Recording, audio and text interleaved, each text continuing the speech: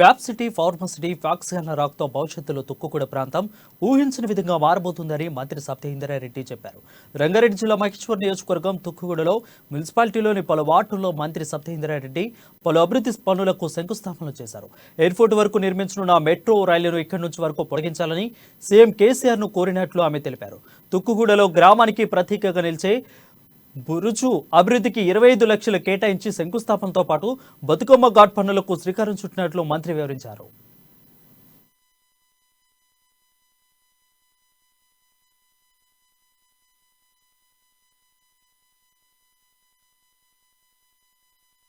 Complete అయిపోయి ఇటు internal గా కూడా రోడ్లు కూడా చిన్న రోడ్లు వెడల్పు చేసుకుంటూ కొంత మార్పు తీసుకొచ్చే ప్రయత్నం చేస్తా ఉన్నారు. హెచ్ఎండిఏ నుండి మంత్రి గారు అనగానే లైట్లకి ఒక 5.5 కోట్లు ఇచ్చారు. ఇమీడియట్ గా లైట్లు కావాలంటే మెయిన్ రోడ్లన్నీ కూడా లైట్స్ వేసుకోవడం 5 crores 5.5 crores ఇవ్వడం జరిగింది.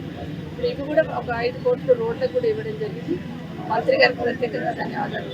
అదే కాకుండా డెవలప్మెంట్ అనేది మన మున్సిపల్ సంబంధించి భవిష్యత్తులో డెవలప్మెంట్ అనేది ఎక్కడ వస్తుందంటే తుక్కుగూడ మున్సిపాలిటీకి వస్తుంది.